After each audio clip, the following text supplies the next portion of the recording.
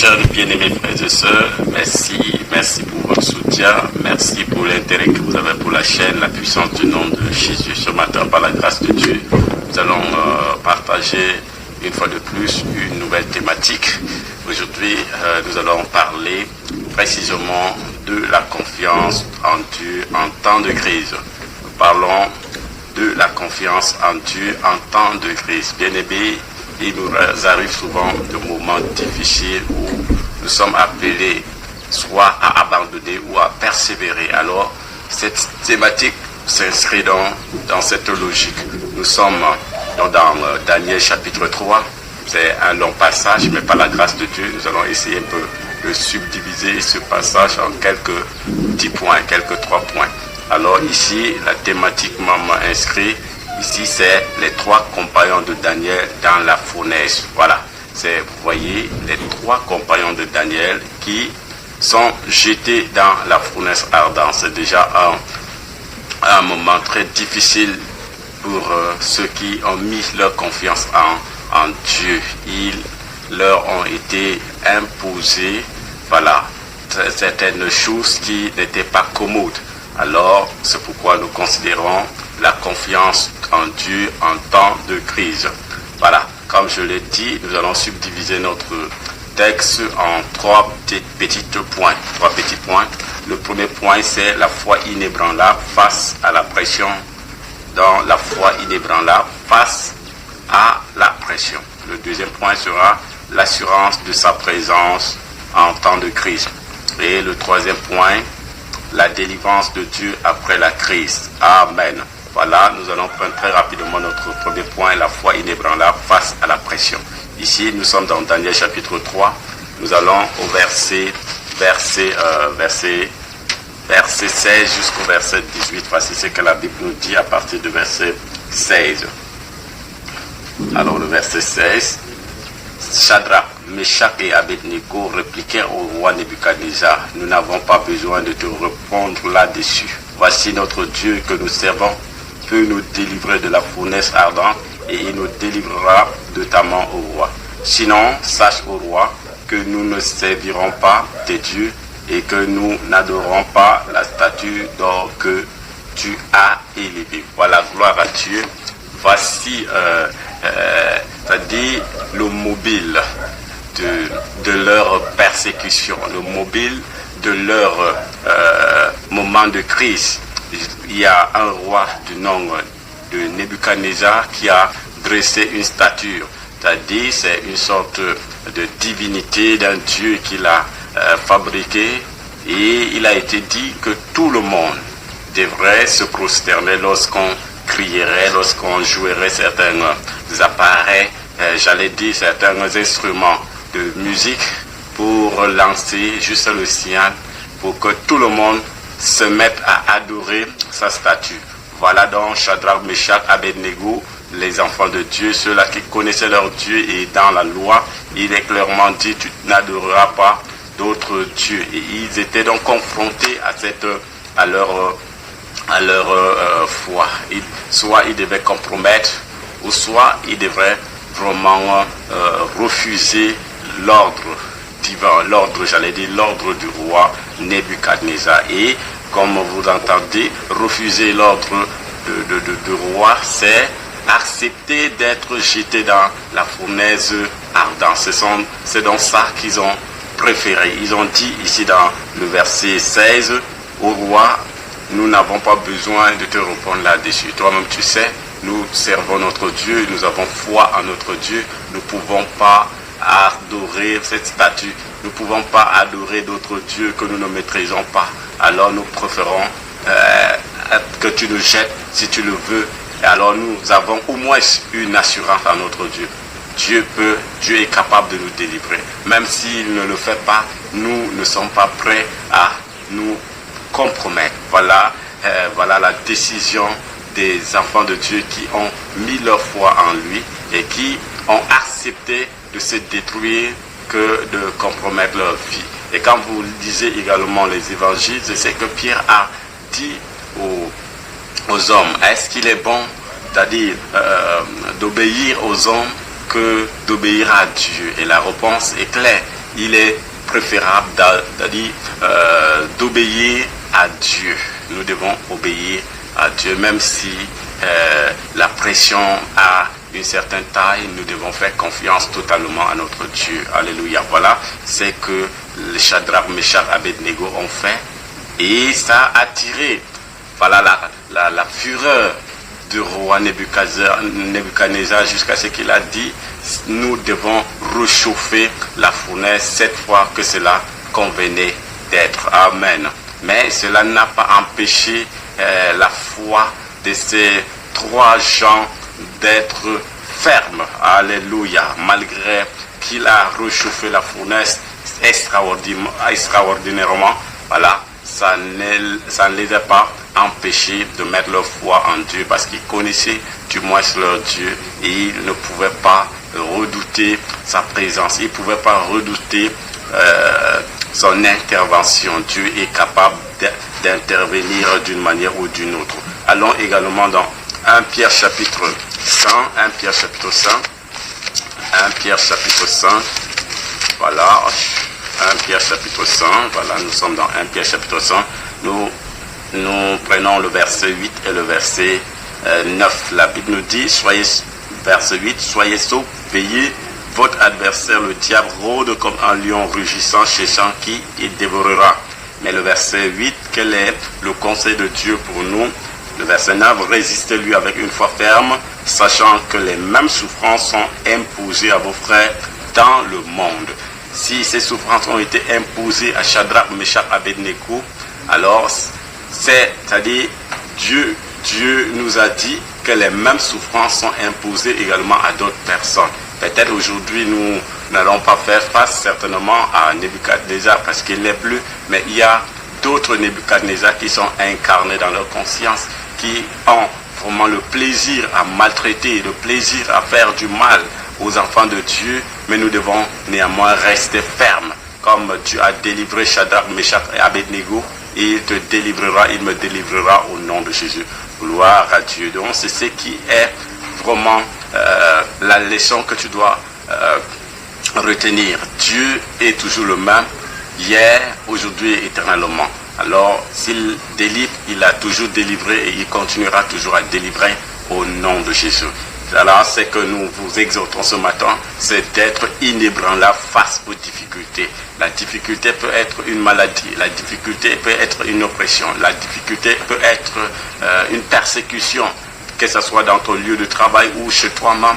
Alors, tu dois simplement faire confiance à Dieu, d'être inébranlable dans toute situation, et Dieu agira certainement dans ta vie au nom de Jésus. Je ne voudrais pas aller de long en large dans ce sous-petit point, mais je veux très rapidement aborder le deuxième point, l'assurance de sa présence en temps de crise. L'assurance de la présence du Seigneur en temps de crise. Voilà ce que la Bible nous dit dans Matthieu chapitre 28, c'est-à-dire au dernier verset. Voici ce que la Bible nous dit, 28, Matthieu 28, regardez, verset 20 déjà.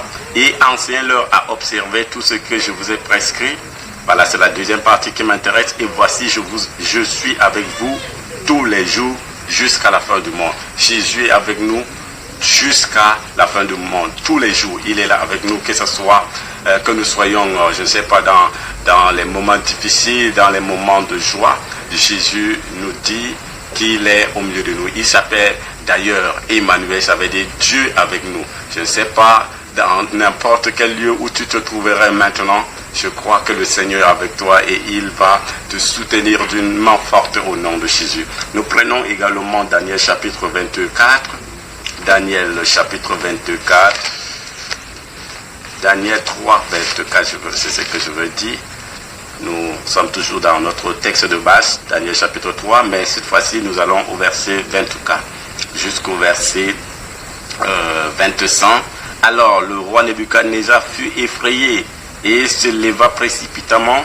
Il prit la parole et dit à ses conseillers, n'avons-nous pas jeté au milieu du feu 3 hommes liés? Ils répondirent au roi, certainement au roi. Verset 25, il reprit et dit, eh bien, je vois 4 hommes sans lien qui marchent au milieu du feu et qui n'ont point de mal.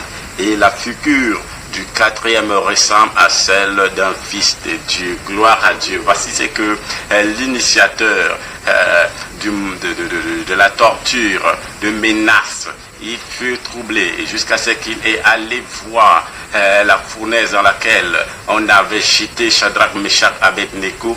Et quand il est arrivé, il a observé, il a constaté qu'il y avait 4 personnes dans la fournaise. C'est pourquoi il dit à ses conseillers, n'est-ce pas, nous avons jeté 3 personnes dans la fournaise, mais là je vois 4 personnes. Et la figure du quatrième ressemble à un fils de Dieu. Alléluia. Qui ressemble au fils de Dieu. N'est-ce pas, je vous ai dit, Dieu est avec nous partout où nous devons être. Que ce soit dans le feu, que ce soit dans la mer, que ce soit n'importe où, il est avec nous. Dieu, ce matin, je t'encourage à le connaître de ce nom Emmanuel. Emmanuel, Dieu avec nous. Il est avec toi en ce moment. Il est avec moi en ce moment au nom de Jésus. Que ce soit le moment de difficulté, le moment de tristesse, Dieu est toujours avec nous pour nous soutenir au nom de Jésus. Regardez, on a jeté 3 personnes dans la fournaise ardente, mais, n'est-ce pas, Emmanuel n'est-il pas descendu avec eux dans la fournaise? Il est descendu royalement avec eux, empêchant que la flamme ne les touche, empêchant qu'ils ne soient brûlés par ce feu.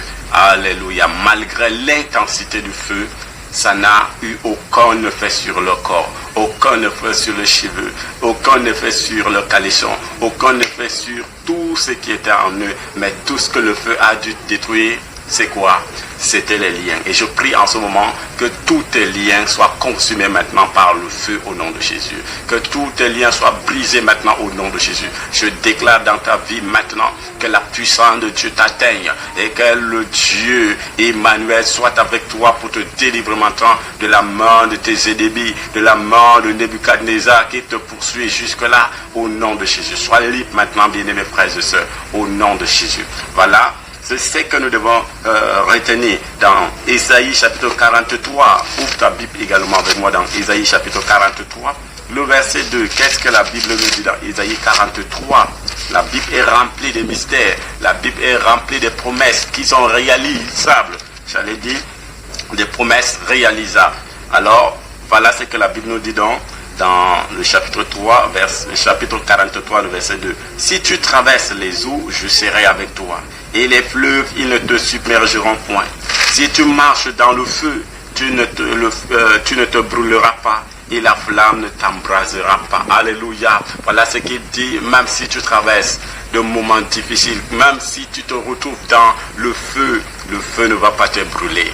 Même si tu traverses les eaux, ils ne te submergeront pas. J'allais dire, elles ne te submergeront pas. Alléluia. Voilà des promesses de Dieu pour toi ce matin. Voilà les promesses de Dieu pour quiconque croit en Dieu. Mets sa confiance en Dieu. C'est une promesse réalisable. Toutes les promesses de Dieu sont des promesses réalisables. Si tu t'accroches à Dieu ce matin, si tu mets ta confiance et tu te détournes du péché, tu te détournes tout simplement de la méchanceté, je crois et je te le dis en ce moment que Dieu te fera grâce dans le nom de Jésus. C'est merveilleux. Où que tu vas te trouver, je ne sais pas où que l'ennemi t'amènerait, alors je sais une seule chose, que Dieu sera avec toi pour te délivrer. Pas pour te punir, mais pour te délivrer. Et que la main de Dieu soit sur toi maintenant dans le nom de Jésus. Daniel chapitre 6. Voilà, nous sommes maintenant dans Daniel chapitre 6. À partir du verset 18 jusqu'au verset 22. Voici ce que la Bible nous dit. Verset 18 jusqu'au verset 22. Le roi se rendit ensuite dans son palais, il passa la nuit à jeun. Il ne fit point venir de concubine auprès de lui, et il ne put se livrer au sommeil. Le roi se leva au point du jour avec l'aurore. Il alla précipitamment à la fosse au lion. En s'approchant de la fosse, il appela Daniel d'une voix triste. Le roi prit la parole et dit à Daniel: Daniel, serviteur de Dieu vivant, ton Dieu que tu sers avec persévérance, a-t-il pu te délivrer des lions? Verset 21. Et Daniel dit au roi: Roi, vis éternellement. Mon Dieu a envoyé son ange et fermé la gueule de lions qui ne m'ont fait aucun mal, parce que j'ai été trouvé innocent devant lui et devant toi non plus. Ô roi, je n'ai rien fait de mauvais. Gloire au Seigneur Jésus. Voilà encore une situation dans laquelle Daniel se trouvait. Et c'était la fosse aux lions. C'est-à-dire, c'est une fosse où les lions y trouvaient. Voilà, pour punir Daniel, ils ont voulu effacer complètement Daniel en le jetant dans la fosse aux lions. Voyez comment ça s'est passé. J'étais Daniel dans la fosse aux lions. Qu'est-ce qui s'est passé? Les lions n'ont pas ouvert les gueules pour le déchirer parce qu'il était innocent. Non seulement parce qu'il était innocent, Dieu était avec lui et Dieu a imposé aux lions de ne pas le toucher. C'est merveilleux. Alléluia. C'est merveilleux. Que ce soit dans la fosse, dans le feu, dans les fleuves, Dieu est toujours avec nous au nom de Jésus. La présence du Seigneur est toujours avec nous, n'importe où que nous allons nous trouver, au nom de Jésus. Je prie que le Seigneur soit maintenant avec toi. Dans ta situation de maladie, je prie que Dieu envoie sa parole et qu'il te touche en ce moment au nom de Jésus. Que Dieu envoie sa parole et qu'il te délivre au nom de Jésus. Que le Seigneur te visite, qu'il te bénisse, mon bien-aimé, au nom de Jésus. Prenons maintenant le dernier point, le troisième. La délivrance de Dieu après la crise. La délivrance, nous allons voir la délivrance de Dieu après la crise. Après avoir été en contact avec l'adversité, après avoir vécu le terrorisme, c'est-à-dire la destruction des choses de l'ennemi, de la part de l'ennemi, nous allons voir comment Dieu délivre ceux qui mettent leur confiance en lui au nom de Jésus. Nous sommes dans Daniel chapitre 3 à partir de verset 26. Daniel 3, verset 6 jusqu'au verset 30. Voilà ce que la Bible nous dit à partir de verset 26. Ensuite, Nebuchadnezzar s'approcha de l'entrée de la fournaise ardente et prenant la parole, il dit: Shadrach, Meshach, Abednego, serviteurs de Dieu suprême, sortez et venez. Et Shadrach, Meshach et Abednego sortirent du milieu du feu. Les satrapes, les intendants, les gouverneurs et les conseillers du roi s'assemblèrent. Ils virent que le feu n'avait aucun pouvoir sur leur corps, sur le corps de ces hommes, que les cheveux de leur tête n'avaient pas été brûlés, que leur caleçon n'était point endommagé et que l'odeur du feu ne les avait pas atteints. Nebuchadnezzar prit la parole et dit: Béni soit le Dieu de Shadrach, de Meshach et d'Abednego, lequel a envoyé son ange et délivré ses serviteurs qui ont eu confiance en lui et qui ont violé l'ordre du roi et livré leur corps plutôt de servir et d'adorer aucun autre Dieu que leur Dieu.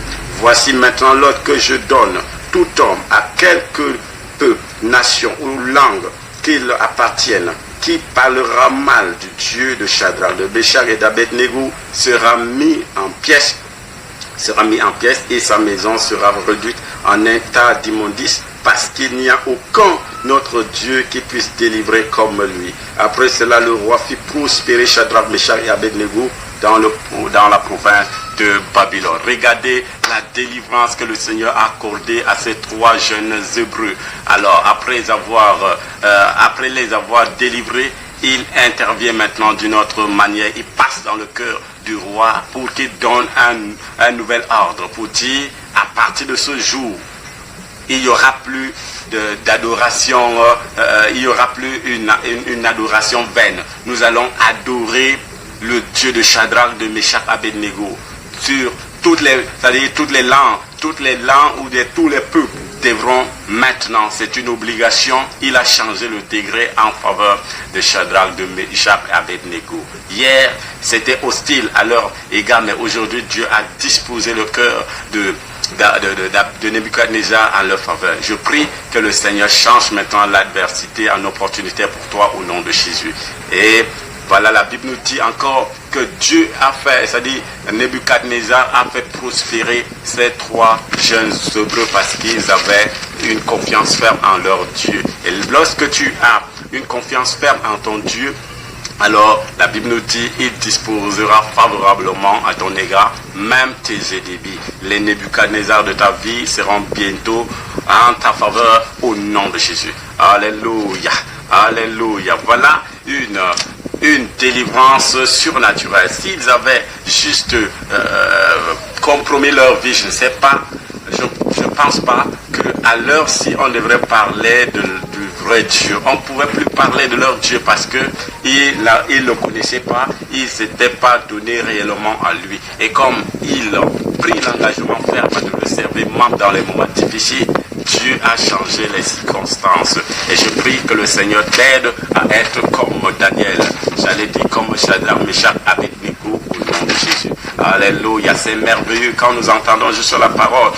Tout le monde est appelé, tout le monde va dire non mais je veux être comme Nebuchadnezzar, c'est merveilleux, ici ce passage est tellement riche, je voudrais vraiment les ressembler. Mais quand ça vient, quand le feu commence à brûler, tu vois de loin la fumée, tu vois la flamme, alors c'est là où l'ennemi va commencer à te convaincre pour te dire et tiens, ne te détruis pas. Change, c'est-à-dire compromet, et puis juste après tu vas demander pardon. Mon ami, s'ils l'ont fait et s'ils avaient fait cela, alors si le nom du Seigneur ne serait pas glorifié comme cela. Regardez, c'est tout un peuple, toute une nation qui va se tourner maintenant vers le Seigneur, vers Dieu, parce qu'il les a délivrés d'une manière surnaturelle. Alléluia, la compromission n'est pas pour les enfants de Dieu. Le Seigneur nous soutiendra au nom de Jésus. Le Seigneur fera toujours à ce que nous tenions au nom de Jésus. Amen. Et le Seigneur, le nom du Seigneur soit béni au nom de Jésus. Revenons également dans Daniel chapitre 6 que nous avions lu et nous prenons à partir du verset 24. Nous allons voir également la délivrance que le Seigneur a accordée à Daniel dans ce chapitre 6. Chapitre 6, à partir du verset 24 jusqu'au verset 28. Voyez, à partir du verset 24, voici ce que la Bible nous dit. Le roi ordonna que ces hommes qui avaient accusé Daniel fussent amenés et jetés dans la fosse aux lions. Eux, leurs enfants et leurs femmes. Et avant qu'ils fussent parvenus au fond de la fosse, les lions les saisirent et brisèrent tous leurs os. Amen. Mais pourtant, quand on avait jeté Daniel dans cette fosse, les lions les contemplaient simplement. Les lions ne l'ont même pas du tout touché. Mais cette fois-ci, lorsqu'on jette maintenant les coupables, alors à peine ils ne tombent, alors que leurs os ont été déjà brisés. Après cela, le roi Daïros écrivit à tous les peuples, à toutes les nations, aux hommes de toutes les langues qui habitaient sur la terre, que la paix vous soit donnée avec abondance. J'ordonne que dans toute l'étendue de mon royaume, on ait de la crainte et de la prière pour le Dieu de Daniel, car il est le Dieu vivant et il subsiste éternellement dans son royaume, ne sera jamais détruit et sa domination durera jusqu'à la fin. C'est lui qui délivre et qui sauve, qui opère des signes et des prodiges dans les cieux et sur la terre. C'est lui qui a délivré Daniel de la puissance des lions. Daniel prospéra sous le règne de Daïros et sous le règne de Cyrus le Perse. Alléluia. Regardez également comment Dieu vient de délivrer Daniel de la fosse des lions. Et il a donné encore un nouvel ordre, cette fois-ci, que tous les accusateurs de Daniel soient amenés et jetés dans la même fosse. Amen. N'est-ce pas, la Bible ne dit-elle pas que celui qui creuse, il tombera, que celui qui dresse des pièges sera lui-même pris dans ses propres pièges? Alors c'est ce qui s'est passé. Les accusateurs de Daniel ont été arrêtés et jetés dans la fosse aux lions. Et les lions les ont détruits. Non seulement ces accusateurs, on a fait inclure les enfants, les femmes, en fait toute leur famille. Leurs familles ont été décimées parce qu'à cause d'un homme, Dieu a détruit toute la famille. Alléluia. Je prie en ce moment que Dieu puisse vraiment te faire grâce et te délivre au nom de Jésus-Christ. Alléluia. Voilà, nous avons parlé aujourd'hui de la confiance en Dieu en temps de crise. Bien-aimé, je voudrais t'encourager en ce moment. Voilà, l'obstacle de l'intervention divine, c'est la compromission. Si tu ne compromets pas, Dieu va intervenir. Est-ce que Dieu fait acception des personnes? Non, s'il a fait pour eux, pour Daniel et ses compagnons, je crois que Dieu est le même hier, aujourd'hui, éternellement. Il le sera pour toi également au nom de Jésus. Bien-aimé, je voudrais prier pour toi, te demander que le Seigneur puisse vraiment te fortifier, que le Seigneur intervienne dans ta vie au nom de Jésus. Notre Dieu, notre Père, merci Jésus pour ce moment de prière. Merci parce que tu nous as parlé. Jésus, tu nous as amené, Seigneur Dieu, à considérer cette parole. Et ta parole ne peut rentrer rentrer en toi sans avoir accompli ses desseins. Alors je prie que cette parole, Seigneur, qui est sortie puisse vraiment toucher leur cœur et les transformer au nom de Jésus. Bénis chacun d'eux au nom de Jésus. Au nom de Jésus, nous avons prié. Amen. Bien-aimés frères et sœurs, voilà, tu as écouté une leçon très très importante et je voudrais que tu mettes cela à profit maintenant au nom de Jésus. Alors je t'encourage à t'abonner à cette chaîne si cette exhortation t'a plu. Abonne-toi à cette chaîne, partage cette vidéo à tes amis et à ta famille afin que Dieu intervienne également dans leur vie au nom de Jésus. Mets dans les commentaires si ces contenus t'a été une bénédiction. Que le Seigneur te bénisse au nom de Jésus. Amen.